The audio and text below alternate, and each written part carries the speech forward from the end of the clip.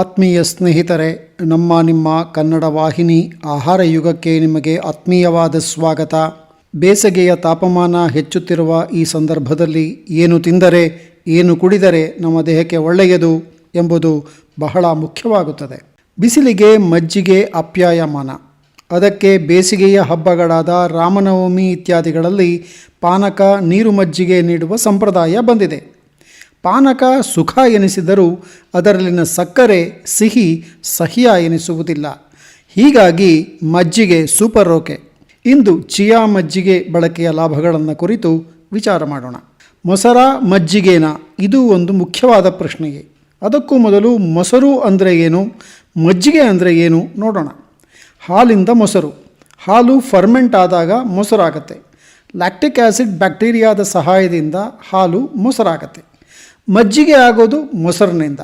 ಮಜ್ಜಿಗೆ ಅಂದರೆ ಮೊಸರನ್ನು ಕಡೆದು ಬರೋ ಬೆಣ್ಣೆನ ತೆಗೆದ ನಂತರ ಉಳಿಯೋ ದ್ರವ.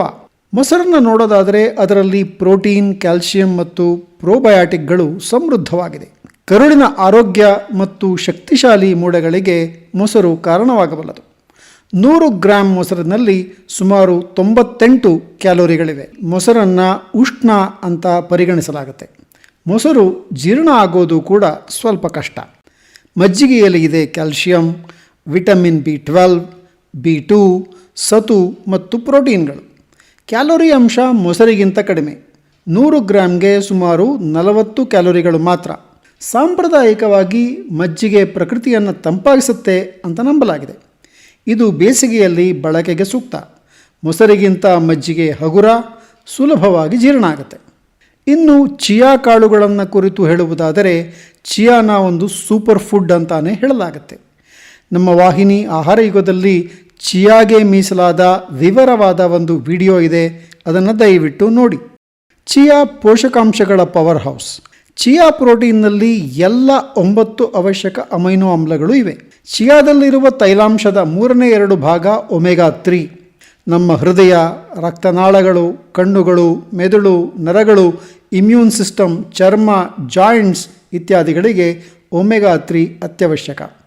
ಚಿಯಾದಲ್ಲಿನ ಸಾಲ್ಯುಬಲ್ ಫೈಬರ್ ಮತ್ತು ಕಾಳಿನ ಹೊರಮೈಗೆ ನೀರನ್ನು ಹೀರಿಕೊಳ್ಳುವ ಗುಣ ಆಗಿದ್ದು ತನ್ನ ತೂಕದ 10ರಿಂದ 12 ಪಟ್ಟು ನೀರನ್ನು ಅದು ಹೀರಿಕೊಳ್ಳುತ್ತದೆ. 2 ಚಮಚ ಚಿಯಾದಲ್ಲಿದೆ ಬಾಳೆಹಣ್ಣಿಗಿಂತಲೂ 64% ಹೆಚ್ಚು ಪೊಟ್ಯಾಷಿಯಂ. ಬ್ಲೂಬೆರಿಗಳಿಗಿಂತ 2 ಪಟ್ಟು ಆ್ಯಂಟಿಆಕ್ಸಿಡೆಂಟ್ಸ್. ದೈನಂದಿನ ಅವಶ್ಯಕತೆಗೆ 41% ಫೈಬರ್. ಹಾಲಿಗಿಂತ 5 ಪಟ್ಟು ಹೆಚ್ಚು ಕ್ಯಾಲ್ಸಿಯಂ. ಸ್ಯಾಲ್ಮನ್ ಮೀನಿಗಿಂತ 2 ಪಟ್ಟು ಆ್ಯಂಟಿಆಕ್ಸಿಡೆಂಟ್ಗಳು. ಸ್ಪಿನಾಚ್ಗಿಂತ 3 ಪಟ್ಟು ಹೆಚ್ಚು ಐರನ್. 20% ಪ್ರೋಟೀನ್. ದೈನಂದಿನ ಅವಶ್ಯಕತೆಯ 32% ಮೆಗ್ನೀಷಿಯಂ. ಅದಕ್ಕೆ ಚಿಯಾ ಒಂದು ಸೂಪರ್ ಫುಡ್. ಚಿಯಾ ಬೀಜಗಳೊಂದಿಗೆ ಮಜ್ಜಿಗೆ ಸೇವಿಸುವುದರಿಂದ ಆ ಎರಡರ ಒಟ್ಟಾರೆ ಪೋಷಕ ತತ್ವಗಳ ಜುಗಲ್ಬಂದಿ ಬಹಳ ಪ್ರಭಾವಶಾಲಿಯಾಗಿ ಕೆಲಸ ಮಾಡುತ್ತದೆ. ಜೀರ್ಣಕ್ರಿಯೆ ಸುಧಾರಿಸುತ್ತೆ. ಫೈಬರ್ನಲ್ಲಿ ಸಮೃದ್ಧವಾಗಿರುವ ಚಿಯಾ ಕಾಳುಗಳು ಜೀರ್ಣಕ್ರಿಯೆಗೆ ಸಹಾಯ ಮಾಡುತ್ತವೆ. ಮಜ್ಜಿಗೆಯಲ್ಲಿರುವ ಪ್ರೋಬಯಾಟಿಕ್ಗಳು ಕರುಳಿನ ಆರೋಗ್ಯವನ್ನು ಬೆಂಬಲಿಸುತ್ತವೆ. ತೂಕ ನಿರ್ವಹಣೆಗೆ ಇದು ಒಳ್ಳೆಯದು. ಚಿಯಾ ಬೀಜ ಸಂಯೋಜಿತ ಮಜ್ಜಿಗೆ ಹೊಟ್ಟೆ ತುಂಬಿದಂತೆ ಇರಿಸುತ್ತದೆ. ಮೆಟಬಾಲಿಸಮ್ ಇಂಪ್ರೂವ್ ಮಾಡುತ್ತೆ. ದೇಹದ ತೂಕ ಕಡಿಮೆ ಮಾಡಲು ಸಹಾಯ ಮಾಡುತ್ತೆ. ಹೃದಯದ ಆರೋಗ್ಯಕ್ಕೆ ಕೂಡ ಇದು ಸೂಕ್ತ. ಚಿಯಾ ಬೀಜಗಳ ಒಮೆಗಾ 3 ಫ್ಯಾಟಿ ಆಸಿಡ್ಗಳು ಮತ್ತು ಮಜ್ಜಿಗೆಯ ಕಡಿಮೆ ಕೊಬ್ಬಿನ ಸ್ವಭಾವ ಹೃದಯದ ರಕ್ತನಾಳಗಳ ಆರೋಗ್ಯವನ್ನು ಬೆಂಬಲಿಸುತ್ತೆ. ಮೆದುಳಿನ ಆರೋಗ್ಯಕ್ಕೆ ಕೂಡ ಇದು ಉತ್ತಮ. ಮೂಳೆಗಳ ಆರೋಗ್ಯವನ್ನು ಇದು ಚೆನ್ನಾಗಿ ಕಾಪಾಡುತ್ತೆ. ಚಿಯಾ ಮಜ್ಜಿಗೆ ಎರಡೂ ಪದಾರ್ಥಗಳು ಕ್ಯಾಲ್ಸಿಯಂನ ಉತ್ತಮ ಮೂಲಗಳಾಗಿವೆ. ಇದು ಬಲವಾದ ಮೂಳೆಗಳಿಗೆ ಅವಶ್ಯಕವಾಗಿದೆ. ರಕ್ತದಲ್ಲಿನ ಸಕ್ಕರೆ ನಿಯಂತ್ರಣ ಕೂಡ ಇದರಿಂದ ಸಾಧ್ಯ. ಚಿಯಾ ಬೀಜಗಳು ಕಾರ್ಬೋಹೈಡ್ರೇಟ್ ಪರಿವರ್ತನೆಯನ್ನು ನಿಧಾನಗೊಳಿಸುವ ಮೂಲಕ ರಕ್ತದಲ್ಲಿನ ಸಕ್ಕರೆಯ ಮಟ್ಟವನ್ನು ಸ್ಥಿರಗೊಳಿಸಲು ಸಹಾಯ ಮಾಡುತ್ತದೆ. ಹೈಡ್ರೇಷನ್ ಇಂಪ್ರೂವ್ ಮಾಡುತ್ತದೆ. ಚಿಯಾ ಬೀಜಗಳ ನೀರನ್ನು ಹೀರಿಕೊಳ್ಳುವ ಗುಣ, ಮಜ್ಜಿಗೆಯಲ್ಲಿನ ಶೀತ ಗುಣಗಳು ದೇಹವನ್ನು ಕೂಲ್ ಆಗಿರಿಸಲು ಸಹಾಯಕ. ಚಿಯಾ ಬೀಜಗಳಲ್ಲಿರುವ ಆ್ಯಂಟಿಆಕ್ಸಿಡೆಂಟ್ಗಳು ದೇಹವನ್ನು ಆಕ್ಸಿಡೇಟಿವ್ ಸ್ಟ್ರೆಸ್ನಿಂದ ರಕ್ಷಣೆ ಮಾಡುತ್ತವೆ. ಚಿಯಾ ಬೀಜಗಳ ಹೆಚ್ಚಿನ ಪೋಷಕಾಂಶವು ಆರೋಗ್ಯಕರ ಮೆಟಬಾಲಿಸಮ್ಗೆ ಸಹಾಯ ಮಾಡುತ್ತದೆ. ಉತ್ತಮವಾದ ಚರ್ಮದ ಆರೋಗ್ಯಕ್ಕೆ, ಹೈಡ್ರೇಷನ್ಗೆ, ಸುಕ್ಕು ತಡೆಯಲು ಚಿಯಾ ಮಜ್ಜಿಗೆ ಸಹಾಯಕಾರಿ. ಒಂದು ಆ್ಯಂಟಿ ಏಜಿಂಗ್ ಪೇಯ ಇದು.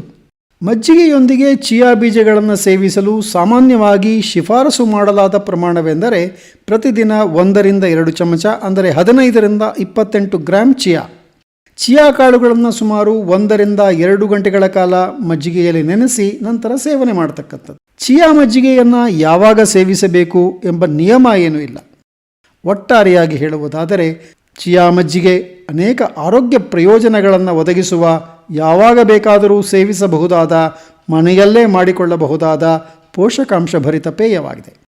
ಚಿಯಾ ಮಜ್ಜಿಗೆಯ ನಿಯಮಿತ ಸೇವನೆಯು ಒಟ್ಟಾರೆ ಆರೋಗ್ಯಕ್ಕೆ, ವೆಲ್ನೆಸ್ಗೆ, ಯೋಗಕ್ಷೇಮಕ್ಕೆ ಕಾರಣವಾಗಿ ಆರೋಗ್ಯಕರ ಜೀವನ ಶೈಲಿಗೆ ಉತ್ತೇಜನ ನೀಡುತ್ತದೆ. ಸ್ನೇಹಿತರೆ, ನಮ್ಮ ವಾಹಿನಿ ಆಹಾರ ಯುಗದಲ್ಲಿ ತಾವು ಭಾಗಿಯಾಗಿರುವುದಕ್ಕೆ ಧನ್ಯವಾದಗಳು. ಕಂಟೆಂಟ್ ಇಷ್ಟವಾಗಿದ್ದರೆ ಲೈಕ್ ಮಾಡಿ, ಶೇರ್ ಮಾಡಿ, ಕಾಮೆಂಟ್ ಮಾಡಿ, ವಾಹಿನಿಯನ್ನು ಸಬ್ಸ್ಕ್ರೈಬ್ ಮಾಡಿಕೊಳ್ಳಿ. ಇನ್ನೊಂದು ಆಹಾರ ಸಂಬಂಧಿ ಪ್ರಸ್ತುತಿಯೊಂದಿಗೆ ವಾಹಿನಿಯಲ್ಲಿ ಮತ್ತೆ ಭೇಟಿಯಾಗೋಣ. ಅಲ್ಲಿಯವರೆಗೂ ಧನ್ಯವಾದಗಳು. ನಮಸ್ಕಾರ.